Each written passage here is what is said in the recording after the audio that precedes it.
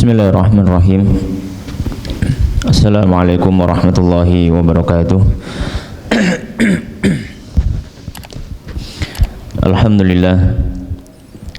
Alhamdulillahilladzi hadana lihada wa ma kunna linahtadiya laula an hadanallah. Wa asyhadu an la ilaha illallah wahdahu la syarikalah. Wa asyhadu anna Muhammadan abduhu wa rasuluh. Sallallahu alaihi wa ala alihi wa ashabihi ajma'in. Ya ayyuhalladzina amanu taqullaha haqqa tuqatih wa la tamutunna illa wa antum muslimun. Amma ba'd.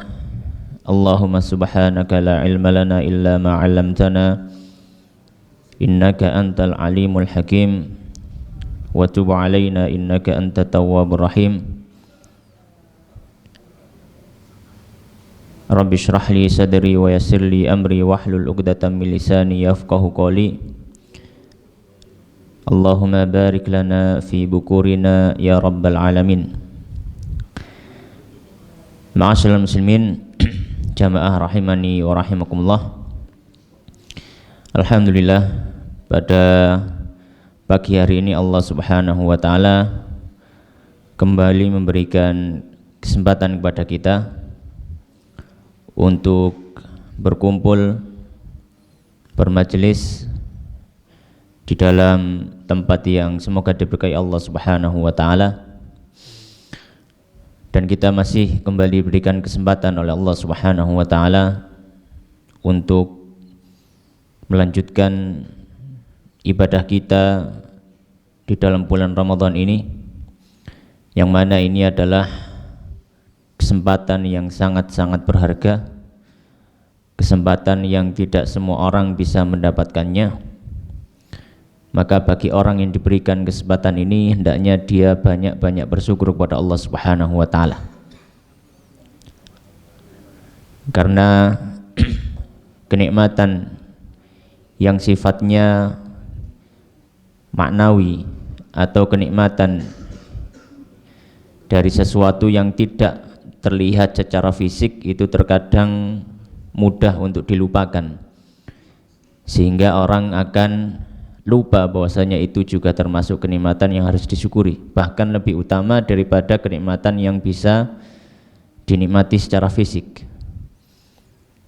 Orang biasanya akan merasa bersyukur ketika dia mendapatkan harta, dia bersyukur ketika mendapatkan keturunan, mendapatkan momongan, mendapatkan pendamping hidup, mendapatkan harta baru, karena hal-hal ini sifatnya fisik.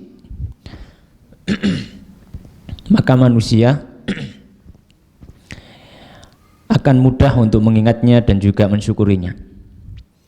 Tapi kalau hal-hal yang sifatnya itu maknawi, hal-hal yang sifatnya itu sesuatu yang tidak bisa diindra secara fisik, itu manusia akan mudah untuk melupakannya.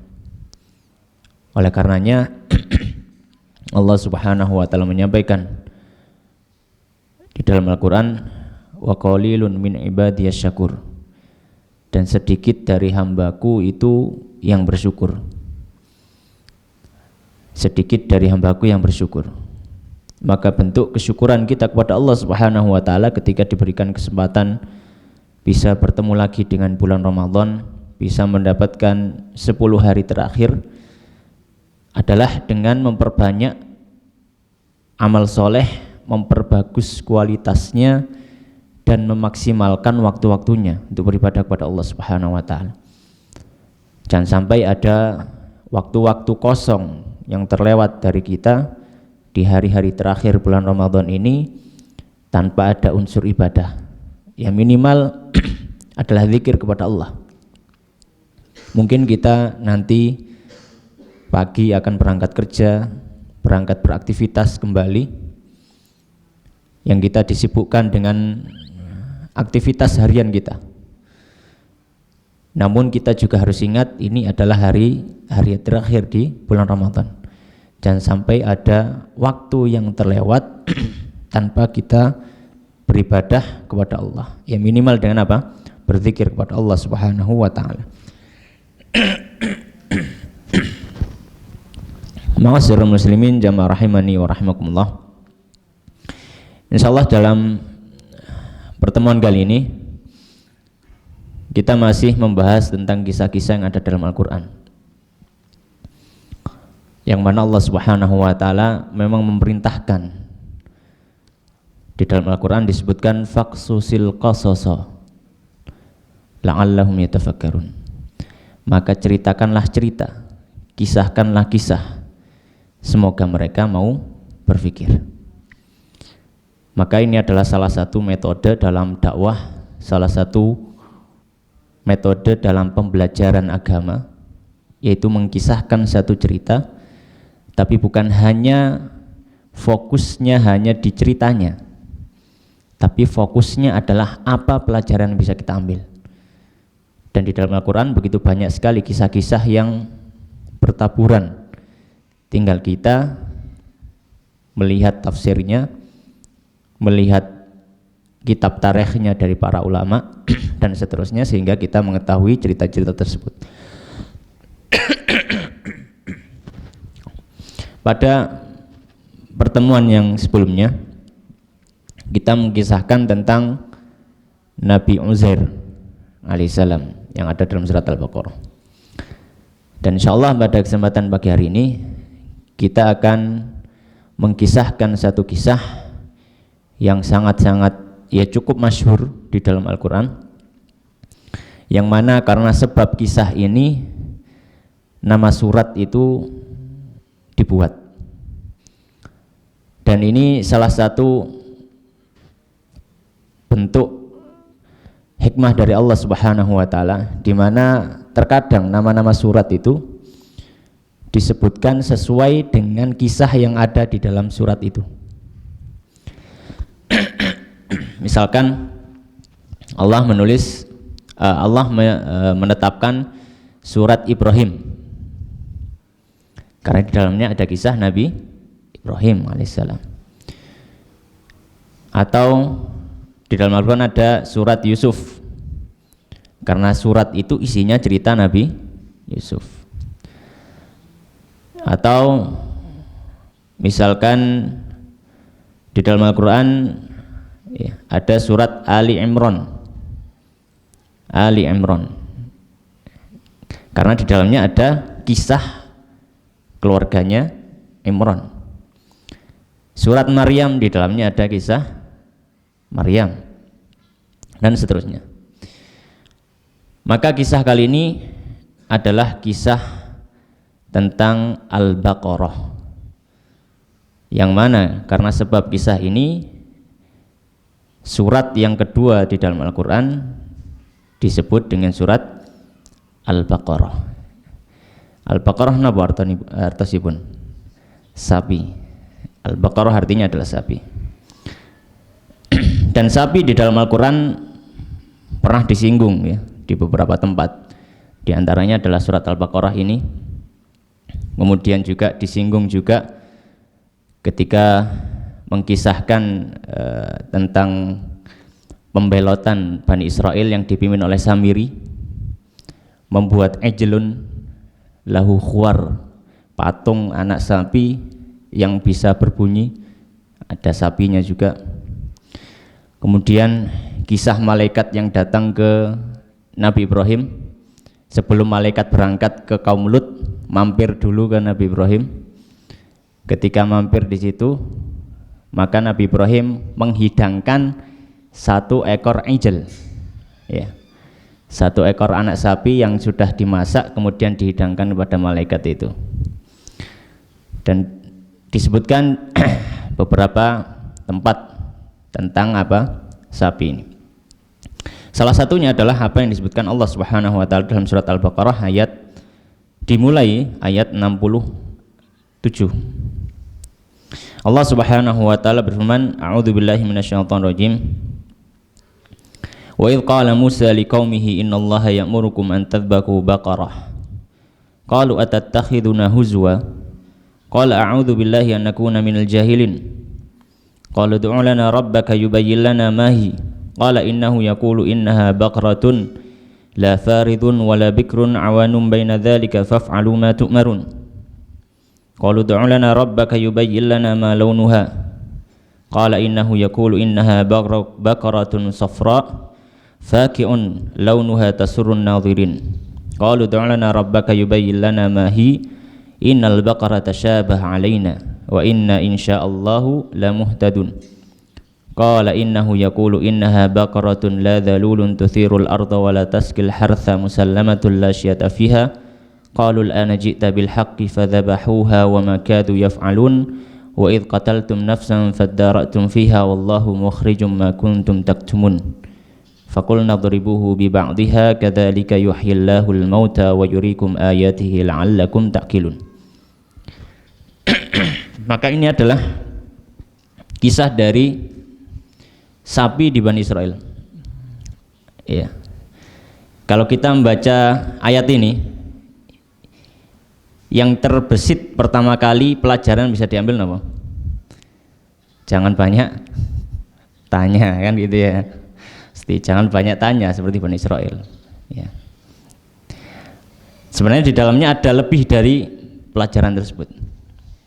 Kalau kita membaca tafsirnya, kalau kita membaca penjelasan dari para ulama, ada ibrah-ibrah atau ada ibar, ada pelajaran-pelajaran yang lebih dari itu.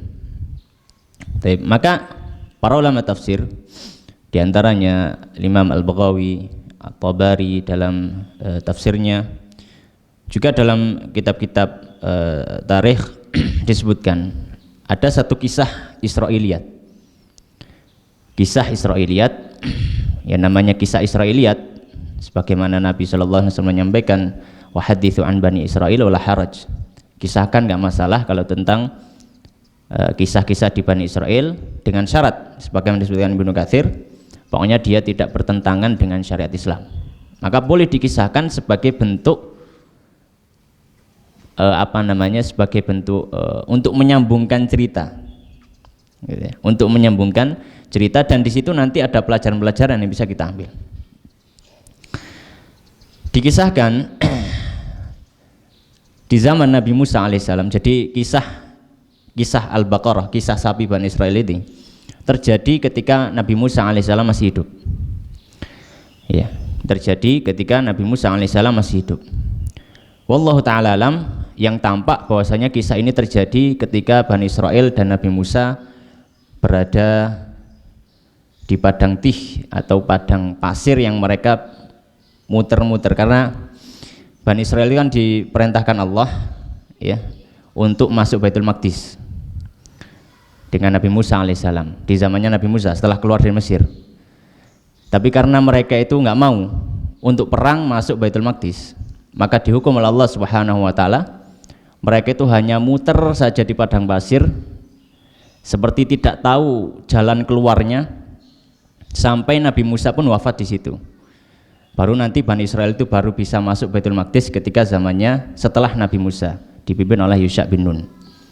Terjadi peperangan di situ. Nah, yang tampak adalah kisah ini terjadi ketika mereka berada di padang pasir tersebut. Mereka berada di padang pasir, mereka membuat pemukiman sendiri akhirnya, tidak memasuki tanah yang suci yaitu Baitul Maqdis. Maka di zaman itu ada satu orang yang sangat kaya raya dan sangat terkenal kekayaannya, termasuk orang yang paling kaya di antara Bani Israel, dan dia tidak punya keluarga atau ahli waris, dan hanya memiliki satu ahli waris, yaitu keponakannya, anak dari saudaranya. Jadi kalau dalam ilmu waris, keponakan itu kalau nggak ada pamannya, ya, kalau nggak ada ayahnya, maksudnya kalau nggak ada ayahnya dan nggak ada asobah yang lain, maka dia nanti berhak untuk mendapatkan sisa jatah waris. Dalam artian dapat semuanya. Kalau misalkan nggak ada hasabul furud, kalau nggak ada pendamping ahli waris yang lainnya. Bahkan dalam riwayat yang lain disebutkan si orang tadi, orang yang sangat kaya tadi hanya memiliki satu putri dan anak pamannya tadi, anak saudaranya tadi, yaitu keponakannya tadi. Ya, dalam riwayat yang lain seperti itu. Tapi dalam riwayat lain dia hanya punya keponakan tadi. Taib. Maka setan pun mulai membisiki ke dalam telinga si keponakan tadi. Mulai membisikkan, kalau misalkan kamu bunuh pamanmu, kamu akan mendapatkan semua hartanya. Maka di sini bisikan-bisikan setan mulai mengarahkan manusia untuk melakukan keburukan, ya. Dan manusia begitu lemah, wa khuliqal insanu dha'ifa. Manusia begitu lemah, apalagi didorong dengan hawa nafsu. Ya, zuina linnasi hubbus syahwati minan nisa'i wal bani wal qanatir. Qanatir adalah harta yang melimpah. Jadi secara naluri manusia, orang itu suka kekayaan plus dapat bisikan setan. Sudah klop, ya, sudah klop. Nafsunya mendorong untuk ingin dapat kekayaan, setan membisikkan kamu harus dapat kekayaan. Ya, maka melihat pamannya itu kok nggak meninggal ya, gitu. Suwene gitu ya, tintenteni nggak mati-mati. Maka setan ya membisikkan. Maka dia membuat makar, ya. Dia membuat makar, dia membuat rencana yang licik, dia membunuh pamannya. Maka di sini ada pelajaran bahwasanya harta itu termasuk fitnah yang besar bagi kita semua, siapapun kita. Harta menjadi fitnah yang besar, apalagi harta warisan, sangat-sangat rentan sekali, ya, sangat-sangat rentan sekali. Maka kalau misalkan ya kita bisa menjauh dari fitnah semacam ini, maka itu lebih utama. Sudah terlihat ya di dalam keluarga kok ada sengketa masalah waris, sudah si A sudah nggak mau bertemu si B lagi, si B nggak mau bertemu si C, dan seterusnya. Terjadi pemutusan tali silaturahim yang harusnya mereka itu saudara menjadi musuh. Kalau misalkan kita tidak bisa menengahi, maka lebih afdal kita tidak perlu ikut masuk dalam hal-hal semacam ini. Karena sangat-sangat rawan sekali, sangat-sangat kemungkinan kita terjatuh dalam fitnah masalah harta warisan ini sangat besar. Kalau misalkan kita tidak bisa menengahi atau tidak bisa mendudukan. Tapi kalau bisa ya afdal, lebih utama, karena kita bisa mengislah ya persengketaan yang terjadi, dan itu pahalanya besar di sisi Allah Subhanahu wa taala. Singkat cerita, akhirnya si anak pun membunuh si paman, si ponakan tadi membunuh si paman.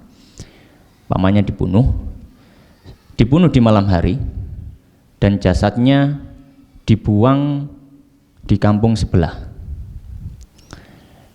Ya, karena Bani Israil itu banyak sekali ya, ribuan orang. Jadi kampungnya lebih dari satu. Kan Bani Israil memiliki 12 suku.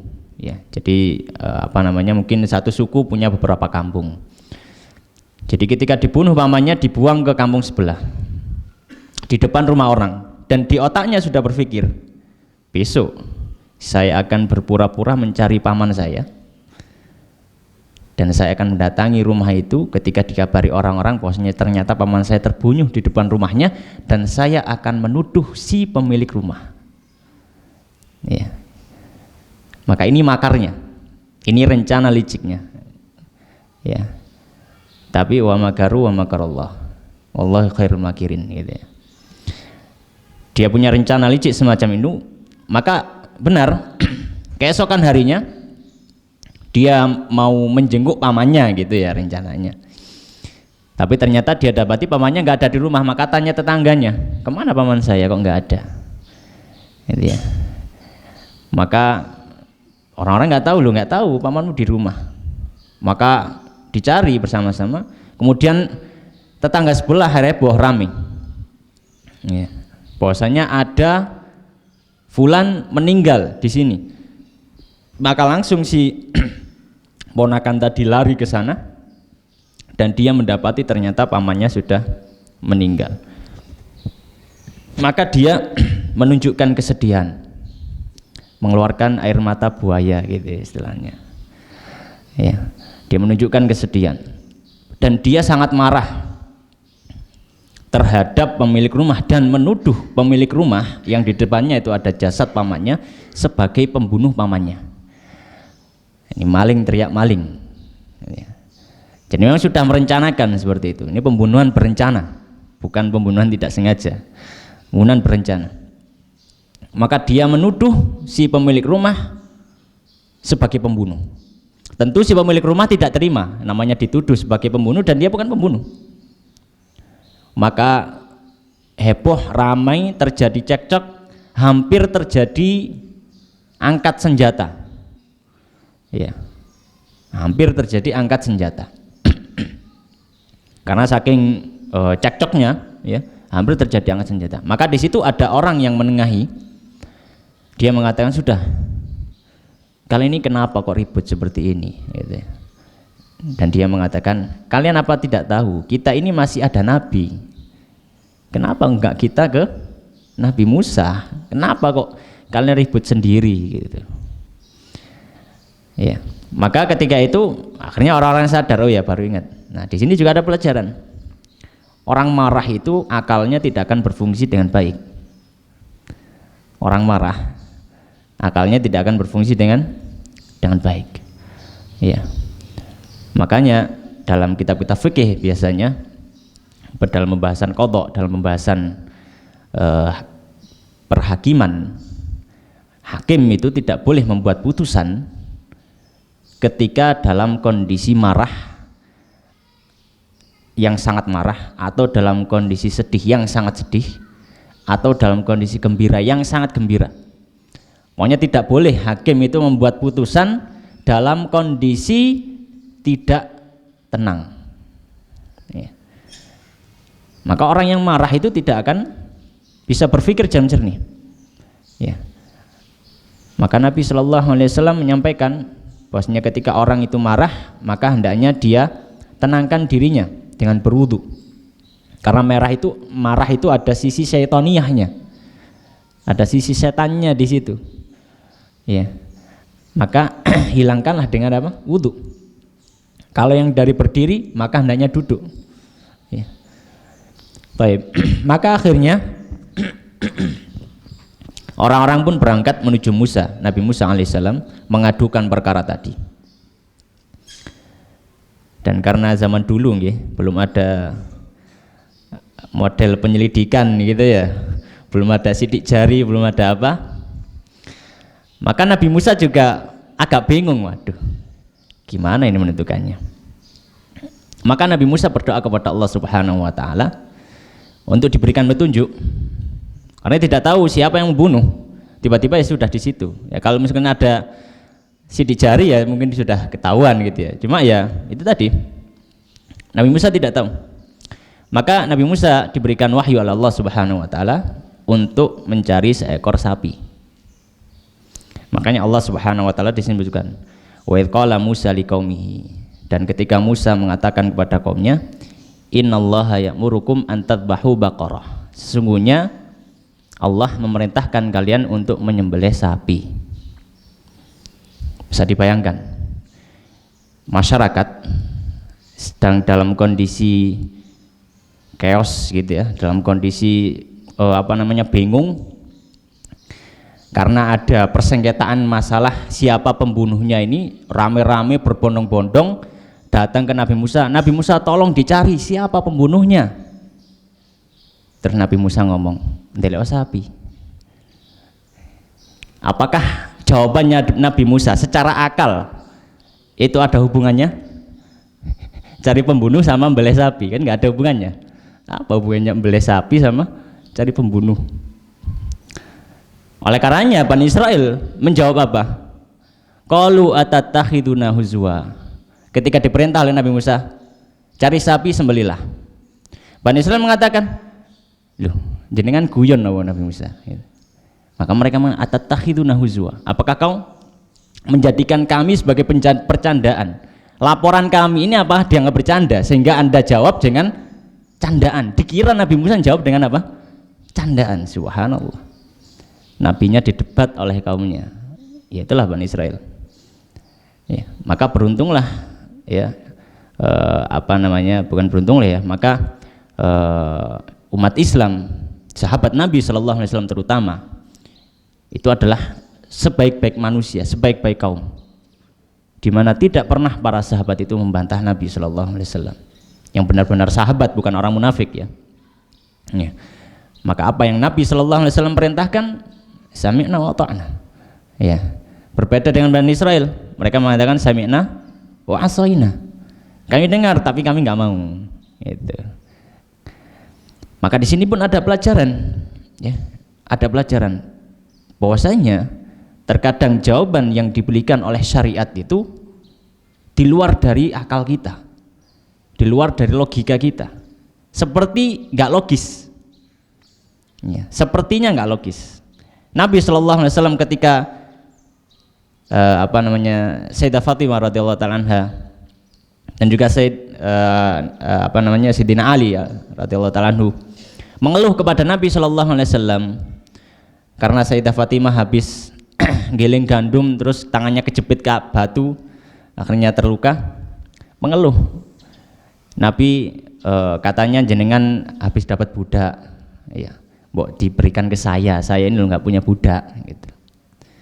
Maka Nabi Sallallahu Alaihi Wasallam menyampaikan apa? Kalau kamu mau tidur, baca zikir ini. Nggak logis sekali ya, nggak logis sekali. Ya secara logika, kita berbicara secara logika, nggak logis. Orang pengen dibantu pekerjaan rumah, tapi Nabi malah Sallallahu Alaihi Wasallam menjawab dengan zikir. Secara logika nggak logis, tapi agama itu bukan logika. Ya, agama itu bukan logika, keyakinan. Ya, maka terkadang jawaban-jawaban yang diberikan oleh syariat ini jawaban-jawaban ini tidak logis, dan kita sebagai seorang muslim ya harusnya bersikap biasa saja, ya, dan mendengar juga mentaati. Baik, maka Nabi Musa menjawab, qala a'udzubillahi an akuna minal jahilin. Maka Nabi Musa menjawab, aku berlindung pada Allah Subhanahu wa taala dari termasuk orang-orang yang bodoh. Maksudnya apa? Disebutkan dalam tafsir, bodoh karena apa? Karena menjawab tidak sesuai dengan pertanyaan. Kalau ada orang menjawab tapi tidak sesuai dengan pertanyaan, itu kan orang yang bertanya akan memikir, oh masa orang ini nggak paham pertanyaan saya, berarti orang ini bodoh. Ya. Tapi Nabi Musa ini menjawab sesuai dengan pertanyaan yang diajukan. Karena sapi itu tadi yang menunjukkan siapa pembunuhnya. Makanya Nabi Musa mengatakan, a'udzubillahi an akuna minal jahilin. Saya ini enggak termasuk orang bodoh. Jawaban saya ini benar sesuai dengan pertanyaan kalian. Tapi kalian saja enggak tahu gitu. Maka akhirnya mereka pun bertanya kepada Nabi Musa. Qalu, mereka mengatakan, ud'u lana rabbak yubayyin lana mahi. Berdoalah kepada Rabbmu wahai Musa untuk menjelaskan kepada kami bagaimana sapi itu. Nah, bagaimana sapi itu? Maka di sini ada kalimat yang sangat-sangat tidak beradab, yaitu ketika mereka mengatakan ud'u lana rabbaka. Kalau yang tahu bahasa Arab ya, ud'u lana rabbaka. Mereka berkata kepada Nabi Musa, Bani Israel berkata kepada Nabi Musa, wahai Musa, berdoalah kepada Rabbmu, Rabbaka, bukan Rabbana. Pertanyaannya, apakah Tuhannya Nabi Musa berbeda dengan Tuhannya Bani Israel? Tidak. Tapi karena ketidakadaban mereka terhadap para nabi, sampai ucapan semacam ini keluar dari mulut mereka. Naudzubillah. Mereka mengatakan ud'u lana rabbak, berdoalah kepada Rabbmu. Ya. Berdoalah kepada Rabbmu. Ya. Maka ini memberikan pelajaran kepada kita, ya, hendaknya kita beradab di dalam syariat ini, ya. Akidah diiringi dengan adab dan akhlak yang baik, itu menjadi satu kesempurnaan, ya. Oleh karenanya Nabi sallallahu alaihi wasallam menyampaikan bu'itsu li utammima makarimal akhlak. Aku diperintahkan untuk menyempurnakan akhlak. Yubayyin lana mahi, menjelaskan kepada kita bagaimana sapi itu. Ya. Para ulama menyampaikan harusnya kalau mereka langsung berangkat cari sapi apapun disembelih sudah jadi. Ya. Bahkan sebenarnya anak kecil pun yang sudah tahu hewan-hewan, ya, nama-nama hewan, ndelok sapi, dia pasti sudah tahu, sudah paham. Oh, kok sapi, sudah tahu. Tinggal ngambil saja salah satu. Para mengatakan kalau seandainya mereka ngambil sapi sembarang, itu sudah jadi, sudah. Nggak perlu mereka akan merasakan akibat yang akan nanti mereka rasakan. Maka mereka minta penjelasan lebih lanjut. Wahai Nabi Musa, ya apa sapi ini niki? Qala, maka Nabi Musa mengatakan, innahu yaqul, Allah Subhanahu wa taala berfirman, innaha baqaratun, dia adalah seekor sapi, la faridun wala bikrun.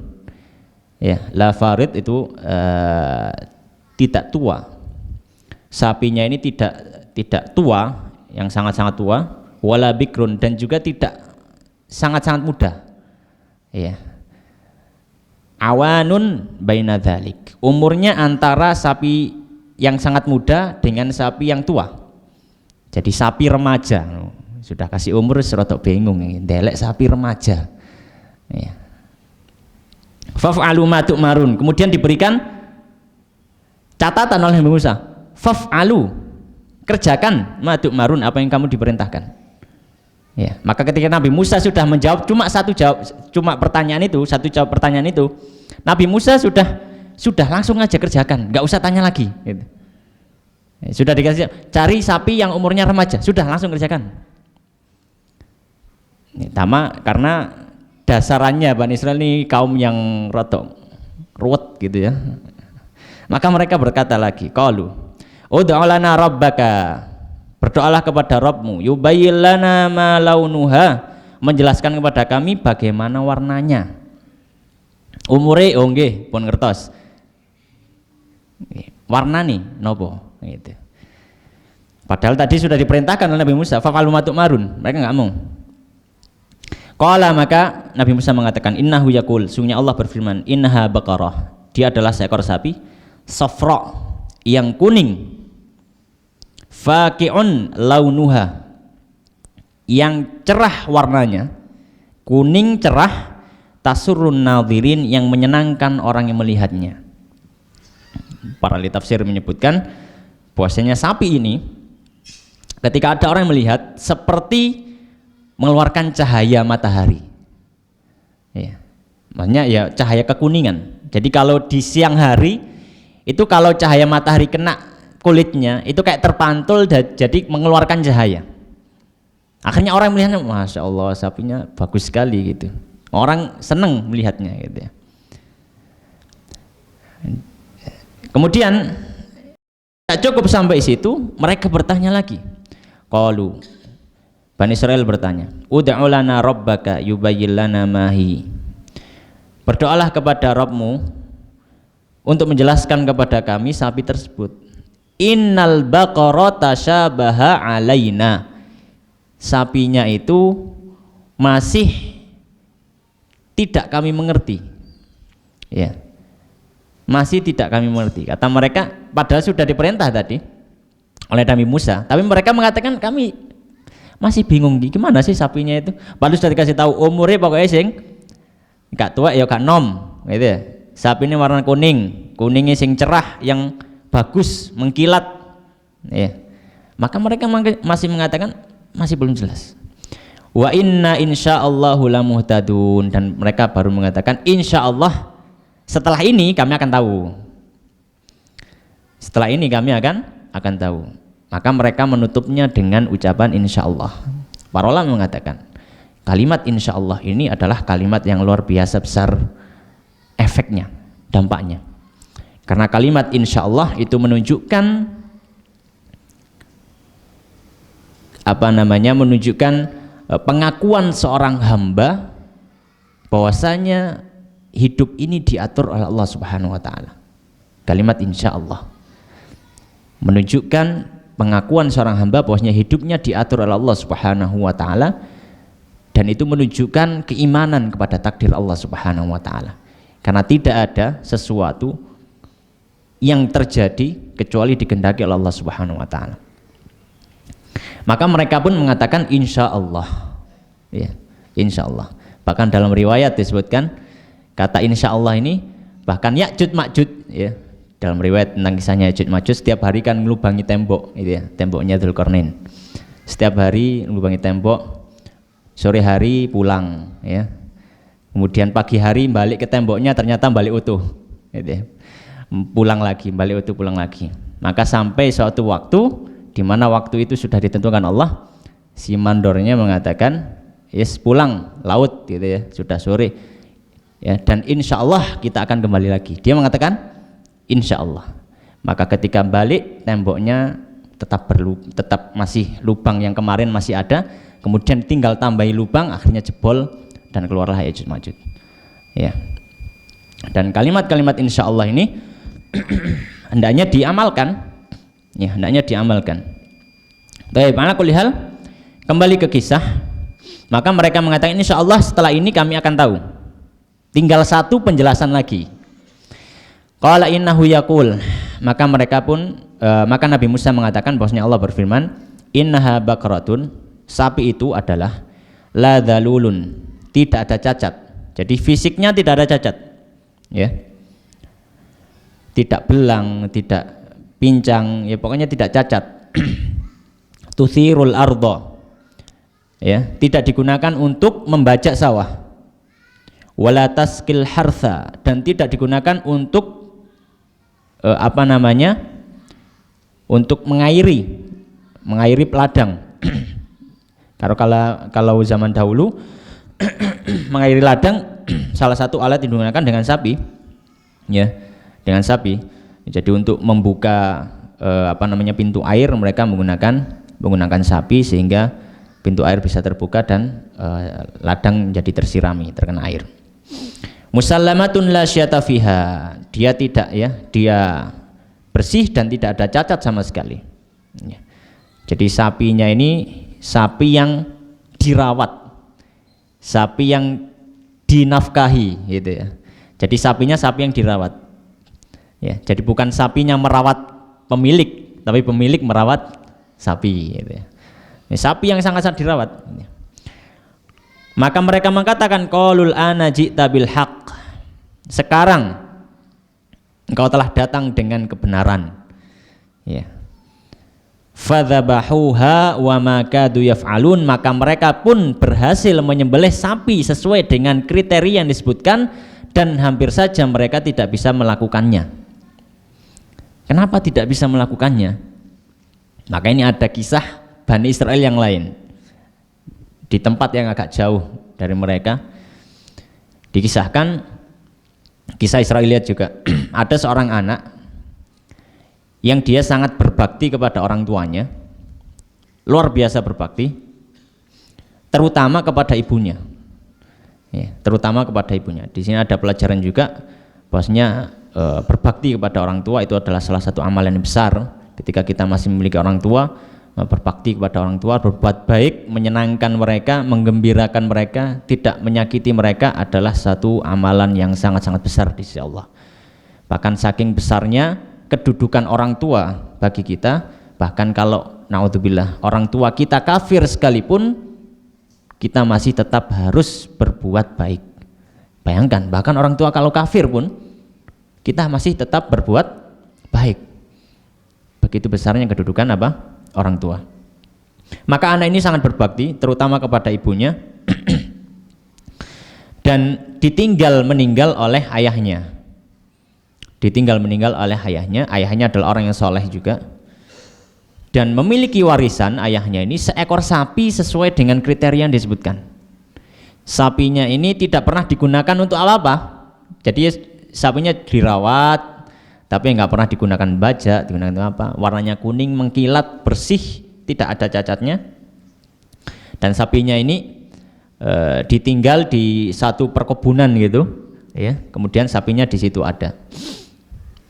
Maka si anak tadi diberitahu oleh ibunya ketika anaknya sudah lumayan dewasa, diberitahu, nak, bahwasanya ayahmu itu meninggalkan warisan untukmu seekor sapi di tempat ini gitu. Kamu tinggal ke sana kemudian ngambil saja. Ya, ngambil saja sapi itu. Maka anak itu pun berangkat untuk mengambil sapinya. Maka ketika dari kejauhan si anak melihat sapi itu dan sapi melihat kepada si anak, ternyata sapi itu datang sendiri. Ya, dia sudah tahu bahwasanya ini adalah pemiliknya. Maka si sapi itu datang, kemudian si anak mengalungkan tali kepada sapi itu, kemudian dibawa pulang. Dan keluarga ini adalah keluarga yang miskin. Keluarga yang miskin, keluarga yang tidak terlalu mampu.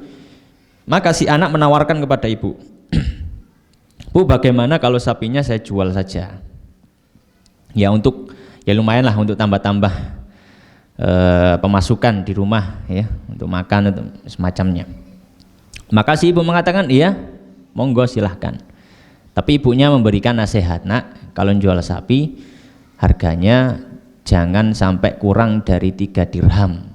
Dalam disebutkan ada yang mengatakan 4 dirham, 4 dinar, 4 dinar atau 3 dinar.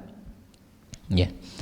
Maka si anak ini saking berbaktinya, dia pun pergi ke pasar dan menjual sesuai dengan harga yang dinasihatkan oleh ibunya. Tidak boleh kurang dari 3 dinar. Maka kalau ada orang yang menawar 1 dinar nggak boleh. Ada orang yang menawar 2 dinar tidak boleh. Ya. Pokoknya harus tidak boleh kurang dari 3 dinar. Maka Allah pun memberikan ujian, menguji kebaktian anak ini. Dikirimkan malaikat yang menyerupai manusia, kemudian datang kepada si anak ini menawar, nak, sapimu regane piro? Sapi saya 3 dinar, Pak. Oh iya, 3 dinar, iya. Wis, sapimu tak tukuni 6 dinar, 2 kali lipat. Ya, saya beri 6 dinar. Maka si anak mengatakan, wah, mohon maaf, Pak, karena kata ibu saya ini dinek 3 dinar, saya tak minta izin dulu gitu. Maka si orang tadi yang malaikat yang menyerupai manusia mengatakan, gak apa-apa, kok 3 dinare gen jajan gitu. Sing 3 dinar kan ibumu gak apa-apa, berarti 3 dinar lumayan gitu. Maka si anak mengatakan, tidak, saya harus minta izin dulu kepada ibu. Maka dia balik ke rumah. Balik ke rumah mengatakan kepada ibunya, Bu, ini sapi saya ada yang nawar 6 dinar. Terus saya mengatakan, ya saya tak izin dulu sama ibu. Tadi ngomongnya 3 dinar. Maka si ibu mengatakan, loh ya gak apa-apa, nah ikan lu larang lah, apa kok balik mulih gitu kan, harusnya gitu. Ya gak apa-apa, sudah dijual saja, ya sudah 6 dinar sudah. Maka si anak balik ke pasar, ketemu dengan orang tadi, ya, bagaimana? Ya, gimana? Jadi 6 dinar. Oh iya, kata ibu tidak apa-apa, 6 dinar. Ya wis, 6 dinar ya, wis tak duwi rolas 12 dinar. Kok sing 6 dinar kena ibumu, sing 6 dinar gen jajan gitu. Maka si anak ini kembali mengatakan, loh 12 dinar kalau tak ngomong ibu Rien gitu. Maka dia balik lagi. Ya saking berbaktinya, Masya Allah ya, entah saking polosnya atau apanya. Maka si anak balik lagi. Maka si malaikat tadi yang menyerupai manusia, sudah nggak apa-apa, bawa saja 6 dinarnya, nggak apa-apa, ibumu loh, nggak apa-apa pasti gitu. Sudah bawa saja 6 dinarnya, nanti 6 dinar kasihkan ibumu. Maka si anak mengatakan nggak mau. Pokoknya ibu saya tadi mengatakan sudah 6 dinar, ya sudah 6 dinar. Nah, akhirnya ya sudah, tak minta izin dulu. Maka dia kembali pada ibunya. Maka ketika kembali kepada ibunya, dia mengatakan, Bu, orang tadi yang mau bayar 6 dinar, dia mengatakan malah suruh ini, dia ngasih 12 dinar, 6 dinar suruh buat saya, 6 dinar buat ibu gitu, buat saya yang jajan katanya. Maka dari sini ibunya ngeh, wah ini kayak ada yang berbeda ini, orang yang beli ini pasti bukan orang biasa, pasti ada maksud tertentu ya. Maka dia si ibu memiliki firasat bahwasanya ini adalah utusan dari Allah Subhanahu wa taala. Maka dia mengatakan kepada si anaknya, "Nak, kalau begitu tanyakan kepada orang tadi, kalau begitu berapa harga sapi ini harus saya jual?" Ya, jadi jangan tanya saya lagi ya. Tanya ke orang itu, berapa harusnya sapi ini saya jual? Nanti harga itu yang kamu harus jual sapi itu. Maka akhirnya dia kembali kepada orang tadi, kemudian dia mengatakan, ibu saya mengatakan seperti ini dan seperti itu. Maka si malaikat tadi mengatakan, ya dia mengatakan, "Nak, bahwasanya saya adalah malaikat yang diutus Allah Subhanahu wa taala memberikan ujian kepadamu tentang kebaktianmu kepada orang tua." Maka itu sudah terbukti. "Nak, jangan jual sapi ini ya kecuali dengan harga emas seberat sapinya." Ya. Sapi ini sak ton nggih, emas sak ton. Maka si anak kaget, tapi ya karena dia saking berbaktinya sama ibunya, oh ya sudah kalau begitu saya jual seperti itu. Akhirnya si malaikat pun pergi.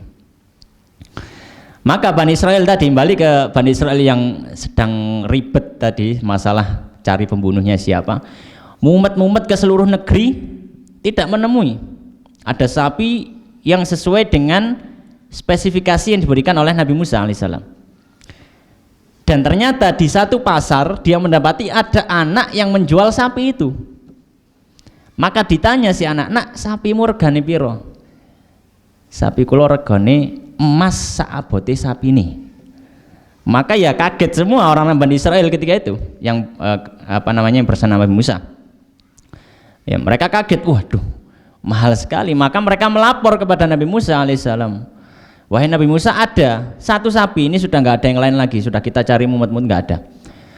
Tapi harganya luar biasa, ini mahal ini, sok ngedol kampung ini." Gitu.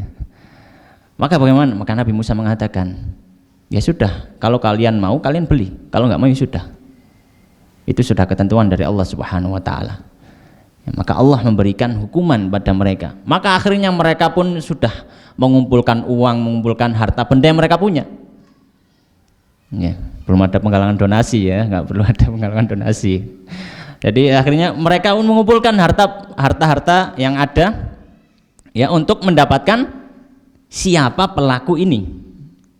Jadi yang harusnya perkara sapi ini mudah menjadi sulit karena mereka sendiri yang mempersulit dirinya. Ya, maka di sini faedah yang masyhur yang sering kita dengar ya, bahwasanya hendaknya kita ketika bertanya itu bertanyalah dengan sesuatu yang bermanfaat. Ya, jangan bertanya tentang hal yang tidak ada faedahnya untuk kita, gitu. Tidak ada faedahnya untuk kita. Ya. Ya mungkin untuk bahan bacaan boleh, tapi untuk kita tanyakan, berusaha bertanya kepada ustadz, kepada syekh, kepada guru, benar-benar bertanya, berusaha bertanya, tapi pertanyaannya tidak memberikan manfaat untuk kita, maka ini sesuatu yang sia-sia, eman waktu gitu. Yang jawab juga, ngapain tanya seperti ini? Misalkan tanya tongkat Nabi Musa bahane nopo, kayu jati tak kayu waru misalkan, ya kan apa faedahnya gitu ya? Atau mungkin tentang masalah ini dan masalah itu yang nggak ada faedahnya sama sekali. Ya. Dan juga sebagaimana yang disebutkan bahwasanya Nabi Shallallahu Alaihi Wasallam ketika zaman wahyu diturunkan, ya itu menasihatkan kepada para sahabat jangan terlalu mempertanyakan. Ini di zaman wahyu. Jadi ketika di zaman Nabi, para sahabat itu dilarang untuk terlalu mempertanyakan apa yang sudah diperintahkan. Ya. Ma nahaitukum anhu fajtanibuh wa ma amartukum bihi fa'tu minhu mastata'tum. Yang aku larang jauhi, yang aku perintah sudah kerjakan semampunya. Ya. Nggak perlu banyak tanya. Ya. Karena efeknya apa? Efeknya makanya dalam satu riwayat disebutkan alasan hadis ini asbabul wurudnya ketika Nabi Shallallahu Alaihi Wasallam menyampaikan ya bahwasanya Allah telah mewajibkan haji untuk kalian. Maka ada seorang sahabat yang bertanya, "Aku la amin ya Rasulullah, apakah setiap tahun wajib haji?" Maka Nabi berpaling, nggak jawab, sudah diam. Kemudian disampaikan lagi Nabi bahwasanya Allah telah mewajibkan haji untuk kalian. Dia tanya lagi, apakah setiap tahun? Berpaling. Ketiga kali dia bertanya lagi, wahai Nabi, apakah setiap tahun? Maka Nabi Shallallahu Alaihi Wasallam menyampaikan, ya, da'uni wa ma taraktukum. Sudah, biarkan apa yang aku sampaikan. Biarkan apa yang aku sampaikan, ya. Dan Nabi Shallallahu Alaihi Wasallam menyampaikan, kalau seandainya saya mengatakan iya, pasti kalian tidak akan mampu. Orang Indonesia suruh haji setiap tahun, daftar sekarang aja belum tentu berangkat gitu ya. Ini suruh haji tiap tahun. Maka Nabi mengatakan, kalau aku mengatakan iya, kamu nggak akan kuat, nggak akan bisa. Maka sudah saya sampaikan apa, sudah kerjakan sesuai kemampuanmu. Kerjakan sesuai apa? Kemampuanmu. Ya. Kemudian Nabi menyampaikan, fa innama ahlakal ladzina min qablikum kathratu masailihim wa ikhtilafuhum ala anbiya'ihim. Perkara mereka itu banyak berselisih dengan nabinya sendiri di debat, dan mereka itu banyak tanya masalah syariat wahyu ketika turun itu. Maka ketika wahyu turun, maka tidak boleh terlalu tanya secara spesifik, ya. Tapi kalau setelah masa wahyu, ya, boleh kalau memang dibutuhkan. Boleh kalau memang apa? Dibutuhkan. Ya, makanya kalau dalam kitab-kitab fikih itu banyak hal-hal yang sangat-sangat rinci. Hal-hal yang sangat-sangat rinci. Kenapa? Karena ketika itu terjadi atau mungkin akan mungkin terjadi, maka dibahas sekalian oleh para ulama supaya nanti kalau ada yang tanya seperti ini sudah ada jawabannya. Ya. Taib. Ala kulli hal, akhirnya mereka pun berhasil menyembelihnya. Kemudian Allah menyebutkan di ayat berikutnya, wa id qataltum nafsan faddara'tum fiha wallahu mukhrijum ma kuntum taktumun. Dan ketika kalian membunuh seorang jiwa, faddara'tum fiha, kemudian kalian berselisih, ya, wallahu mukhrijum ma kuntum taktumun, maka Allah pun mengeluarkan apa yang kalian sembunyikan, maka Allah bongkar semuanya. Ala kulli hal, ketika mereka menyembelih sapi tersebut, maka Nabi Musa memerintahkan untuk mengambil sebagian dari bagian tubuh sapi ini. Dan ini disebutkan bahwasanya ayat wa'id qataltum nafsan faddara'tum fiha itu disebutkan di tengah-tengah cerita, padahal dia adalah sebab cerita. Jadi dia ini harusnya di awal. Wa'id qataltum nafsan, kan rasanya kan itu, karena ketika kalian membunuh seorang jiwa kemudian kalian berselisih siapa membunuhnya. Tapi Allah sebutkan diselipkan di tengah-tengah cerita, karena termasuk uslub Qur'ani dalam menceritakan adalah dengan dengan model cerita yang sedikit terbalik alurnya. Jadi alur bolak-balik gitu ya, alur bolak-balik. Jadi cerita dapat tengah gitu ya, diambil tengah kemudian flashback gitu. Ini salah satu bentuk uslub dalam bercerita. Ya, jadi diceritakan ngambil tengahnya atau agak tengah gitu ya, kemudian diceritakan, kemudian mau akhir sedikit flashback di awal, bagaimana awal mula cerita itu, kemudian kembali ke lanjutan kisahnya gitu. Jadi alur ceritanya seperti ini. Fakulna dribuhu bi ba'dihha, maka kami mengatakan pukullah mayit tadi, jenazah paman tadi, dengan bagian dari tubuh sapi itu, ya. Maka para ulama berselisih bagian mana yang digunakan untuk memukul. Ada yang mengatakan kakinya sapi, ada yang mengatakan lidahnya, ada yang mengatakan lainnya. Ala kulli hal, dipukullah si mayit tadi, maka mayit tadi bangun, ya, mayat hidup, ya. Ketika bangun, maka ditanya oleh Nabi Musa, siapa yang membunuhmu?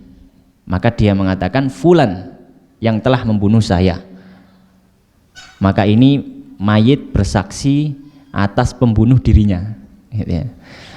Dan ini suatu hal yang lumrah. Sekali lagi kita sampaikan bahwasanya Bani Israel itu sudah kenyang dengan hal-hal yang aneh, gitu ya. Bahkan mayit hidup pun sudah pernah terjadi di antara mereka. Maka dipukullah mayit tadi. Dan begitu mudah bagi Allah Subhanahu wa taala untuk menghidupkan sesuatu yang mati. Maka oleh karenanya Allah kemudian menyampaikan kadzalika yuhyillahul mauta. Demikianlah Allah Subhanahu wa taala hidupkan yang mati. Wa yurikum ayatihi la'allakum ta'qilun, dan Allah menunjukkan pada kalian tanda-tanda kebesaran Allah, semoga kalian itu berakal. Maka di sini ada pelajaran yang sangat berharga, ya.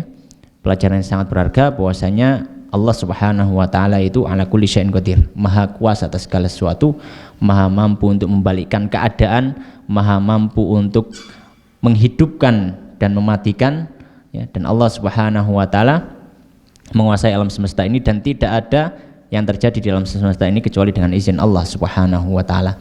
Akhirnya ketika si mayit tadi bersaksi bahwasanya yang membunuh adalah ponakannya sendiri, maka si ponakan kemudian dihukum qisas, ya, oleh Nabi Musa alaihissalam, dan selesailah perkara yang terjadi di antara Bani Israel ketika itu. Demikian, itu tadi sepenggal kisah, ya, dari kisah yang terjadi pada Bani Israel, yaitu kisah sapi dari Bani Israel. Semoga kisah yang kita sampaikan tadi ada ibrohnya, ada faedahnya yang bisa kita ambil, bisa kita amalkan dalam kehidupan kita. Wallahu ta'ala alam, wa sallallahu ala sayyidina wa habibina Muhammadin wa ala alihi wa ashabi ajma'in. Kita tutup dengan doa kafaaratul majelis. Subhanakallahumma bihamdika asyhadu an la ilaha illa anta astaghfiruka wa atubu ilaik, wa akhiru da'wana alhamdulillahirabbil alamin. Assalamualaikum warahmatullahi wabarakatuh.